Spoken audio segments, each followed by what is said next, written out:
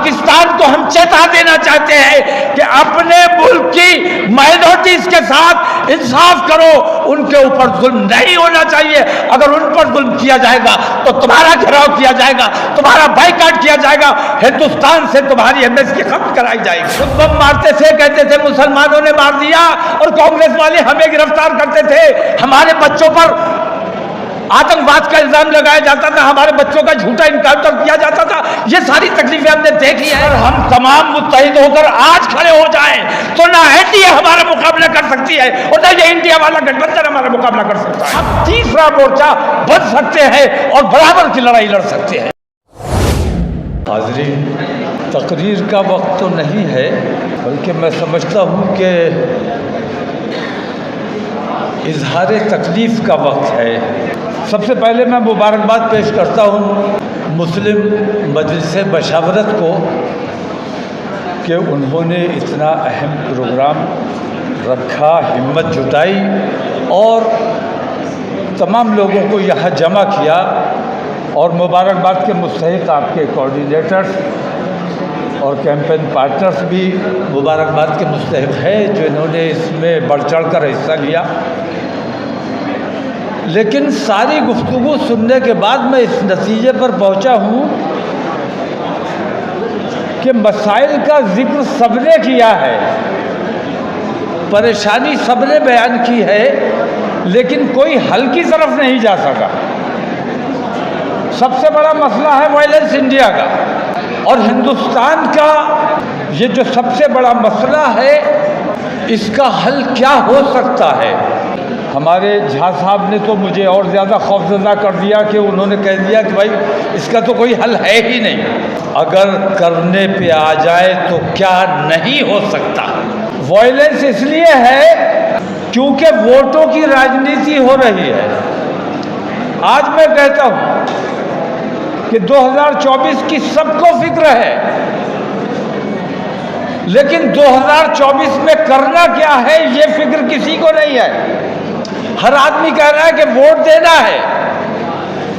जो भारतीय जनता पार्टी से नाराज हैं वो ये कह रहे हैं कि किसी सूरत से इनको जाना है, कुछ भी हो इनको हराना है। लेकिन मैं आपसे पूछता हूं, सवाल है मेरा कि आपने नरेंद्र मोदी के एनडीए के 10 साल देख लिए और इससे पहले यूपीए के मनमोहन सिंह के 10 साल आपने देखे। मैं आपसे कहता हूं इन दोनों 10 सालों पूरे आज़ादी से बात के आज तक की बात मैं नहीं करता। इन 10 सालों का अगर तज्जिया करने आप बैठेंगे तो ये पाएंगे कि उस यूपीए सरकार के पीछे भी आरएसएस का हाथ था, वही देश चलाने का काम कर रहे थे, और इस एनडीए के सरकार के साथ भी पूरा उनका हाथ है और वही सरकार चलाने का काम कर रहे हैं। हमें आरएसएस, विश्व हिंदू परिषद और बजरंग दल का इलाज तलाश कर रहा है। यही मसले का सबसे बड़ा हल है।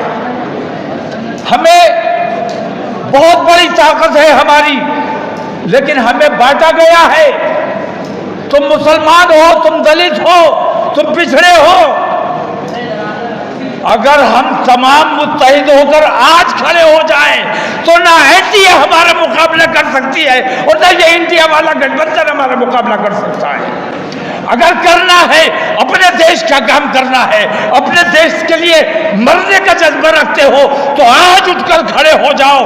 दलित और मुस्लिम तमाम को मुत्तहिद करो, तमाम के तमाम मुत्तहिद होंगे तो हम तीसरा मोर्चा बन सकते हैं और बराबर की लड़ाई लड़ सकते हैं। अगर ये हिम्मत है तो इस किस्म के इजलास का कोई मतलब है, और अगर ये हिम्मत नहीं है तो मैं समझता हूं कि चाहे एनडीए के साथ चले जाओ, चाहे इंडिया के साथ चले जाओ, यूं समझ लो कि तुम आरएसएस के ही साथ जा रहे हो। तो आरएसएस के साथ अगर जाना है तो आप लोग जाने, लेकिन हमने ये तय किया है कि इंशाल्लाह किसी भी कीमत पर हम आरएसएस को मजबूत नहीं होने देंगे।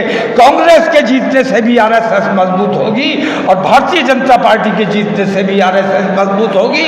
हम दलित हैं, ओबीसी हैं, माइनॉरिटीज़ हैं, ये तमाम लोग अगर मिलकर मुत्तहिद होकर खड़े हो जाएंगे, देश प्रेम की भावना से अगर खड़े हो जाएंगे, तो मैं नहीं समझता हूं आप अगर लड़ने की हिम्मत रही है, मैं तो इसलिए हिम्मत रखता हूं कि अल्हम्दुलिल्लाह अगर तमाम लोग मुत्तहिद होने का वादा करें, ईमानदारी का वादा करें, तो इंशाअल्लाह तीसरा मोर्चा बनाया जा सकता है। लेकिन अगर तीसरा मोर्चा नहीं भी बनाया जा सकता, तो इतना जरूर किया जा सकता है कि हम अपना एक मुत्तहिदा महाज बनाएं और कम से कम अपनी शर्तों में ये रखें कि अब हमने तुम्हारा झंडा नहीं उठाना है, हमें कम से कम 50 टिकट चाहिए। हम खुद जाके अपना काम, मिल्लत को, दलितों को अपना काम खुद करने की ताकत और सलाहियत अपने अंदर पैदा करनी चाहिए। मोहताजी का तौक उतार दो। और आज तो हमें कांग्रेस ने मोहताज समझा हुआ है कि जाएंगे कहां। हमें ये बताना है कि हम मोहताज नहीं हैं, हम मोहताज नहीं हैं। हम इस बार 2024 हिंदुस्तान के लिए बहुत अहम है। इसको गैर जिम्मेदारी से अगर नज़रअंदाज कर दिया, इसकी अहमियत को नज़रअंदाज कर दिया, हिंदुस्तान के मुसलमानों का भी मुस्तकबिल तय होना है इस 2024 में। और हिंदुस्तान किस राह पर जाना है, हिंदुस्तान कैसा हिंदुस्तान बनना है, ये भी 2024 ने तय करना है। इसलिए मेरे भाइयों, किसी बहकावे में आने की ज़रूरत नहीं है, किसी का झंडा उठाने की ज़रूरत नहीं है। एक बार देश प्रेम की भावना से हमें अपना देश 5 साल के लिए किसी को देना है, ठेके पर देना है। हमें उनसे बात करनी चाहिए, अपना टेंडर दो, 5 साल का एजेंडा बताओ, रूट मैप बताओ, कैसे चलाओगे 5 साल। क्या बजरंग दल के गुंडे, विश्व हिंदू परिषद के गुंडे इसी तरह दहशतगर्दी फैलाते रहेंगे? 1000 सवाल हमारे पास कांग्रेस से भी है, 1000 सवाल हमारे पास बीजेपी से भी है। लेकिन अब मैं ये समझता हूँ कि सवाल करने का वक्त नहीं रहा। हमने उनको भी आजमाया है, हमने इनको भी आजमाया है। अब वक्त है हमें अपने आप को आजमाने का, अपनी ताकत का मुजाहरा करने का।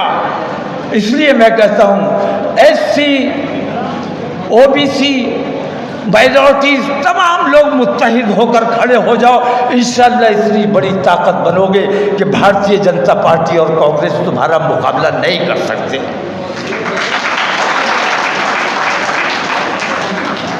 आखिर में एक बात कह के मैं अपनी बात खत्म करता हूं कि अभी परसों का वाकया है, इंडिया में जो कुछ हो रहा है हमें तो आदत है, बर्दाश्त करते आए हैं। खुद बम मारते थे, कहते थे मुसलमानों ने मार दिया, और कांग्रेस वाले हमें गिरफ्तार करते थे। हमारे बच्चों पर आतंकवाद का इल्जाम लगाया जाता था, हमारे बच्चों का झूठा इनकाउंटर किया जाता था। ये सारी तकलीफें हमने देखी है, झेली है, बर्दाश्त की है और बर्दाश्त करते रहे हैं। लेकिन पाकिस्तान में जो कुछ हुआ 2 रोज पहले, ये बर्दाश्त नहीं किया जाएगा।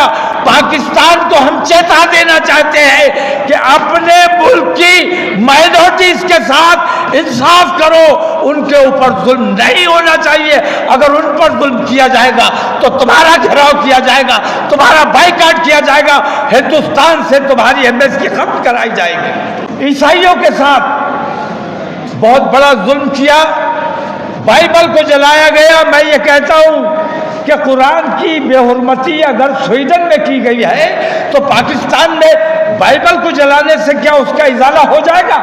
क्या कुरान की अजमत बढ़ जाएगी? कुरान की जो अजमत है वो अपनी जगह है। और मुसलमान, हमारे यहाँ इस्लाम में बदला लेने का कोई तरीका नहीं है, हमें बदला नहीं लेना चाहिए और हमें तमाम किताबों का एहतराम करना चाहिए। बाइबल भी हमारी किताब है, ईसा अलैहिस्सलाम भी हमारे नबी हैं। हम सबका एहतराम करते हैं, सबकी इज्जत करते हैं, तमाम धर्मों को हम एहतराम देना चाहते हैं और हम चाहते हैं कि हमारे मजहब में किसी किस्म की मदाखलत न की जाए। हिंदुस्तान जिंदाबाद।